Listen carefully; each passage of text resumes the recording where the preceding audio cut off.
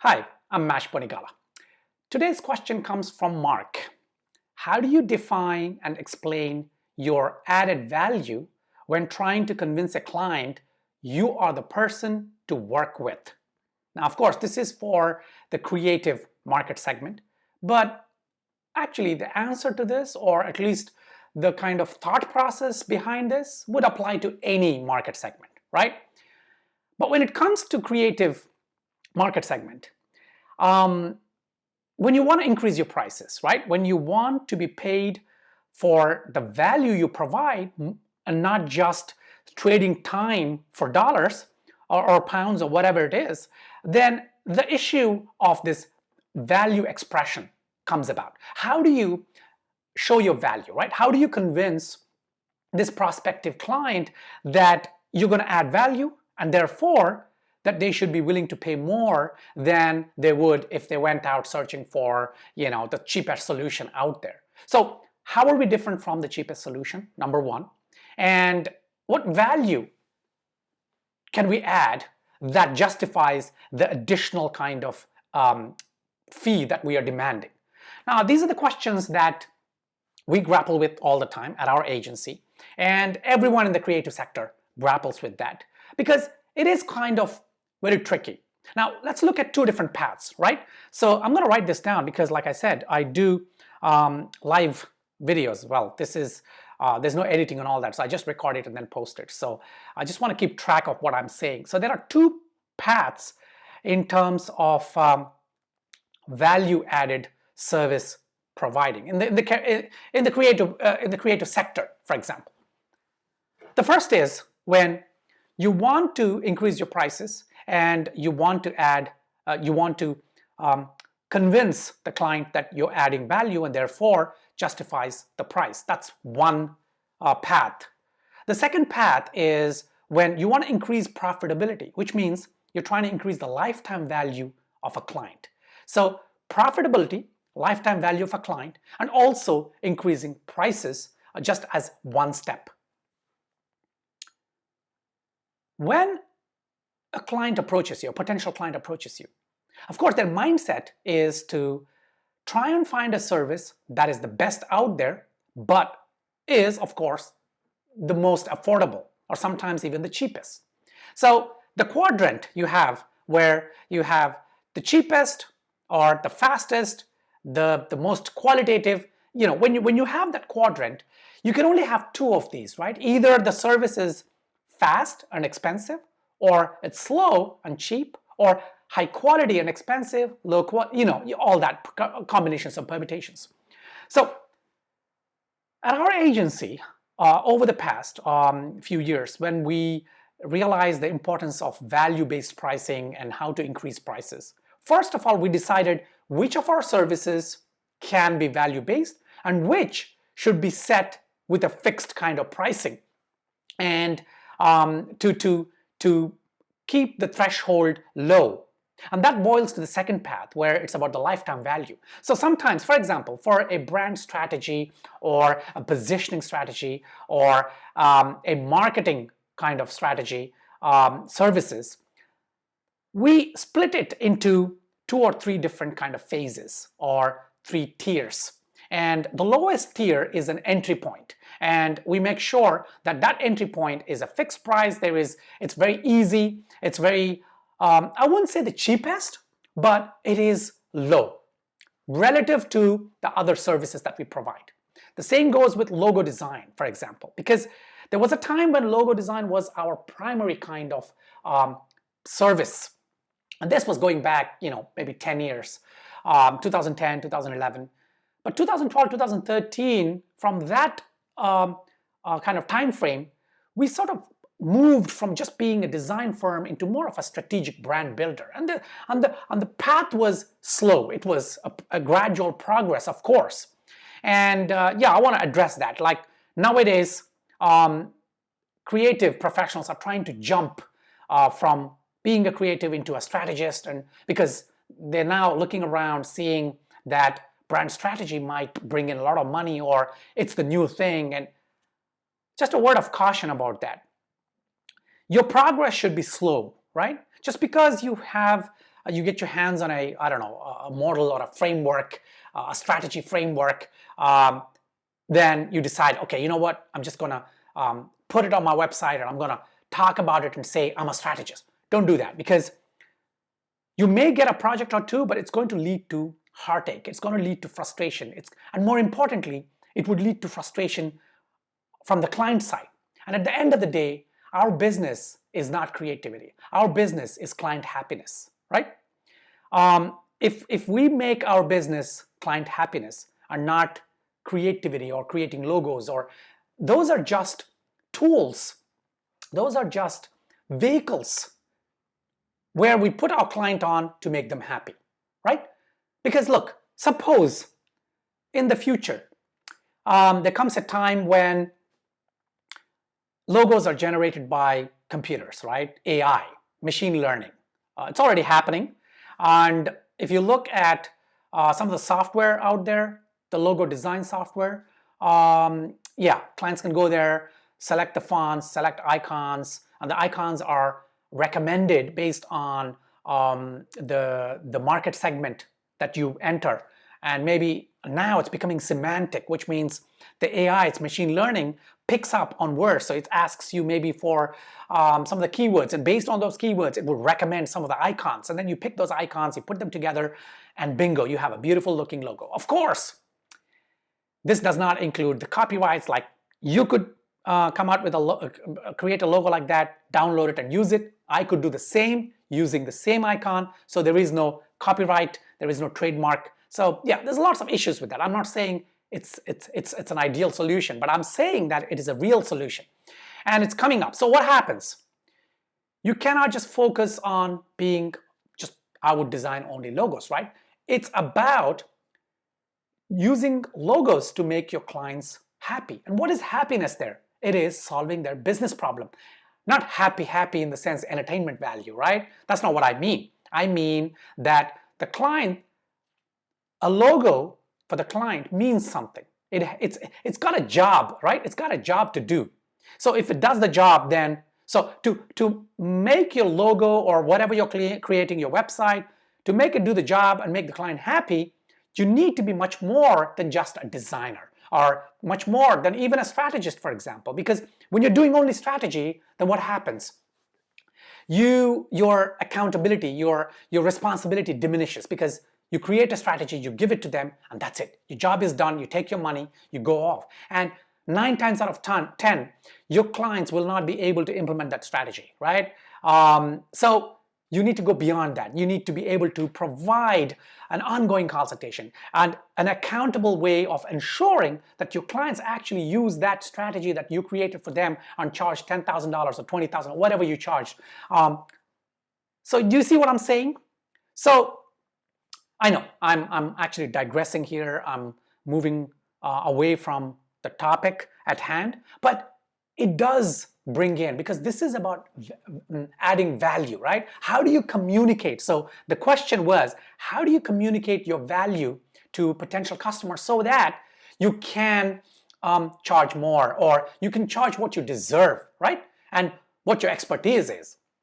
So I think this does make sense, and it plays a part. At least in our agency, this plays a part, and this is what we've learned the hard way. Even with strategy, we started out and we created strategies thinking of it just as an independent service, but it isn't. It's an integrated. That's why we're now brand builders rather than just strategists, or you know what I'm saying. Yeah, okay. So that is the preface. That is the mindset aspect. Now let's just talk about the practical aspects of a client coming and how do you communicate the value. Now, first of all, there are clients who come to you who cannot pay.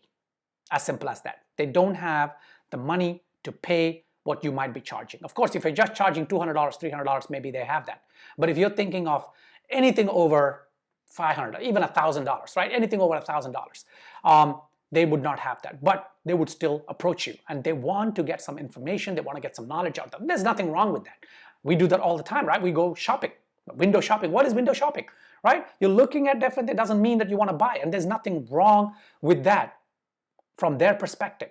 They have a right to do that. But there's also nothing wrong from your perspective as a creative professional, as a business owner, even if you're a single person, you are the business, right?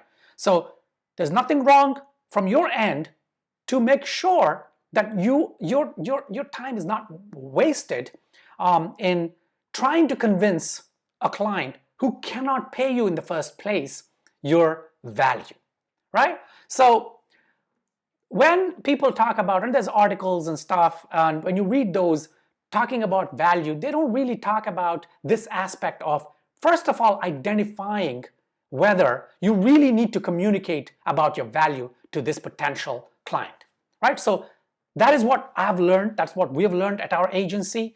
And yeah, of course, I'm not saying this is a unique, groundbreaking revelation. No, I'm just saying, I'm sure you realize it too. I mean, I'm sure everyone knows about it, but I'm just saying, for us, it was an epiphany. Because when we wanted to add value and when we wanted to expand our pricing and expand our service portfolio, we were initially very overzealous in communicating our value for everyone who contacted us. But that drains your energy. More importantly, drains your time, your valuable time. And so there was a time when we realized and we thought, okay, we need to come up with a system to identify whether a client can afford in the first place even our base services, let alone our value-added services, right? So for that, there's no one single way of doing it. There's no one rule of thumb to identify, because clients are different. Potential clients are different, and they're people. They're just like you and me, right? So we're all different, and therefore there could be clients who don't have the money practically, right? There is no money at all. And then there are clients who may have the money, may have the budget, but don't want to. So their mindset is to say, no, if I can get a service for $100, I would not pay $300 for it, or a product, right? So the very, very objective in terms of pricing, right? They look at only pricing and they don't care about other factors. And then you have people who have the budget, don't want to pay much, but not because they don't want to. It's not just about the money. It's more about they don't see the value. And then, of course, there are clients who have the budget, are understanding, and are, in fact, willing to pay. In fact, they came to you because they know that they want an expert, and they come prepared knowing that you're going to be expensive. So for at least broad categories of clients, and each of them, you got to set up systems in place in where you communicate in filtering out or trying to categorize them. So at least your response would be based on each category. For those who don't have the money, in fact, on your website or what, indicate your prices. Threshold, not the exact prices, because it's creative. Unless you have package system, a logo package, I charge $500 and for a silver package, and $1,000 for the gold package. I don't know, $2,000 for the diamond, whatever. If you have that, that's fine. That's a different scenario. In fact, this video probably is not for you, but this is for people who may have that but want to experiment with value-based pricing, and they're trying to push their threshold to make bigger price tickets, right? So make more money, yeah, basically. So for the ones who don't have the money, then set up a threshold on the website, on your point of contact, and like in your contact form, you could have something that a drop-down budget. Now it's got its pros and cons. It's quite dangerous, that one, because you could end up alienating. So use that with caution. But the second one is in your response email. Have an automated response email, or even maybe not an automated one, unless you have automated systems on your website. And if you watched one of my live calls before, I talked about how we have a very, very finely tuned automated system that ranks, sort of gives point system to everyone that visits our website and does so, reads an article, clicks on this, clicks on that, add 10, minus 10, blah, blah, blah. And then based on that, at the point of inquiry, what is their score? Based on that, we have sophisticated algorithms that actually send out and put them into a silo, and then whoever is responding, it could be me, it could be one of the other creative directors, or it could be even entry-level people who are answering emails. They don't have to guess, they don't have to wait, they don't have to think. We have a system, and they open that playbook. If it's score 650, then da. Of course, it's not set in stone. We have different situations, and then they will have to apply their knowledge and say, okay, so it could be either okay, maybe one of these. If in doubt, of course, they can escalate it to someone higher, and then sometimes it's escalated to me or one of the other partners. So I know this is for your future, right? This might sound very complex and all, or maybe not, but this is for the future. But to start out with, I'm just trying to give you a big picture of how to categorize, how to segment your clients or potential clients. The top two categories where they have the budget, they don't want to spend the money, but that's because they don't know that they need to spend the money, but the benefits of spending. And the ones who already know the value, not about you, but general value of services. For those two, you need to really build up that relationship through your communication, right? It's articles you write, it's the things you say, and they would first of all understand your value, and then secondly, they know that you're gonna be expensive. And then you have that middle sector where they don't want to spend money at all. It's usually, a lot of people fall into that category. And if you're not doing a strategic kind of marketing, and you have a random kind of marketing, that means you write an article, you post on Dribbble, you post on Twitter or Instagram, and you're just getting traffic from everywhere. There is no strategic, there's no laser-like focus. Then most of the people you'll be encountering will be that second category where they don't wanna. They may have the budget, but they don't want to. And a very few of them would be, of course, they don't have the money. As a business owner, you don't have to waste any time with people who don't have the budget. And I don't mean this in a cruel way. I don't mean this, I might get flamed for that because, in this day and age, saying something like that may be considered insensitive or offensive. But I don't think so, because I'm not talking about your personal attributes. I'm not talking about your personality as an individual. I'm talking about it from a context of business. That client wants something and is going to pay for that thing. So it's a business transaction. So you know what? Don't waste your time on that, because you're not going to get paid anyway, right? You need to identify that. You need to identify who that person is. It's very hard from the initial email. So the initial email comes in. I'm planning on launching a luxury leather wallet company or accessories company, and I need a brand identity. What's your costs? Now, the language they use, if you don't have a sophisticated way of segmenting, then the things you need to look out for, the red flags, are the language. I know if you're not having a pipeline of qualified leads or inquiries coming in and day out, you're just starting out, you're struggling, and this video is not really for you, because in those situations you would have to respond to every single one of them, and you have to waste your time, because hey, at that time all you have is your time to give, right? So you will learn, and some of them will be successful, you get a project, happy times, and most of them will be, they won't get back to you, and that's okay. I mean, that's a learning process, right? But I'm talking about those who are already having a kind of a streamline, a few inquiries coming in, maybe 1 or 2 even, which is good enough, or maybe 10 a day, which is fantastic. It depends on your service and all that.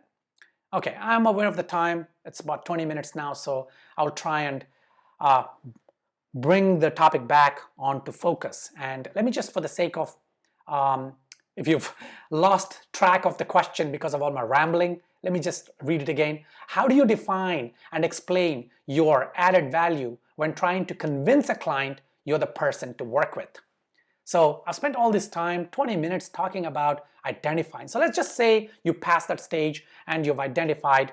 Now this is a person who either they have the budget, and there's no doubt about it, but they don't know the value of this service. Why? Why should I pay you $3,250 for a brand identity, whereas I've seen this online, somebody's offering this for $450, right? Or whatever. Why? So here is where you've got to really bring out your expertise. So to show them value, don't talk about the value you're going to provide. You could say that, of course, one sentence. That's about it. Saying, why are you expensive? Or what? Why is this $3,500? Because I bring a lot of value to the table. Okay, you can say that, but it's about demonstrating your value. Now, to demonstrate your value, it is not about talking, but about listening. So it starts with that. Ask questions and let your prospect answer them. Let them do the talking, at least in the initial call. Or if it's just one call, then the first part of the conversation is about listening. Listen to them. Take notes. Now, I know this is not groundbreaking, but hear me out. Take notes, ask questions, and let them do the talking, right? Ask open-ended questions, and questions where they might reveal more of their intentions, their knowledge, and things like that, right? First of all, if it's a brand identity, when are you going to start this project? What is the timeline like? I always start with that. It might be counterintuitive because the person on the phone, or if you have a live video call, they might be taken aback a little bit if you start out with a timeline. But you're doing a favor for that person and favor to yourself, because knowing the timeline really starts setting up your prospect in that mode of thinking about this project. So they're now sharing with you their plan or their needs. So someone might say, well, yeah, timeline is not really fixed because I'm still playing with this idea of this business. I still don't have a product yet. I have a prototype of a leather wallet, but I haven't found a manufacturer, blah, blah, blah. Now, immediately you already know where this prospect sits in terms of whether the reality of him or her becoming a client, right? That is important to you. Then you can craft your other questions. Then you can craft your value proposition and all that. Okay, so, or someone might say, well, actually yesterday. And some people are not afraid to say that. They're yesterday because it is really yesterday. Because a lot of business owners wait till the last minute to get their brand identity done, or their website done, or their strategy done. Some of them don't even get the strategy done, right? So whatever service that you're offering. If it is yesterday, then let's talk about yesterday. Let's talk about the clients who are ready to become a client, right? Then you talk about their plan of action. So how far have you come? What is, of course, by the way, before this, you know what their business is, yeah? So you already asked them what their business is, so they told you what it is that they're launching. So then you say, then you use expert level, not design related, not branding related, but rather business related. So you need to educate yourself in business. You need to do additional reading, in fact, attend any courses if required, but get to know how businesses work. A lot of people think, creative professionals think that they know how businesses work. You'd be surprised. I'm not saying you probably know the A to Z of business, but there are people creative professionals who don't really know how businesses work. And that's probably why the reason they're struggling in the first place. See what I'm saying? So educating yourself in business, that is the laws of business, how client communications work, or the economies of scale, or profit and loss, all these things you need to educate yourself. And when you have that knowledge, you then ask questions about your client's business that, first of all, makes them talk about the business, but secondly, it creates that connection. It creates the difference between you and someone else who simply says, well, yeah, we can create a logo, we can create a secondary brand mark, and then the client says, well, yeah, I've been thinking about red color, and even in the first call, they're talking about these details where are you going to add value? The only thing you can say is when they ask you why it costs so much, because I'm an award-winning designer, or or my designs are the best and I'm going to create a kick-ass design for you. Of course. What else are you going to create, right? I mean, are you going to say, yeah, I can create a mediocre design? Because design is subjective, because award-winning designs out there, award-winning brands, some of them, you look at them, they're subjective, right? You look at them, you think, what the hell is this, right? So design is subjective. I mean, the greatest brands out there, some of them have the worst logos. Not because the designers were bad, because it's subjective. So this conversation should not be about design. It should be about their business. And that is how you add value.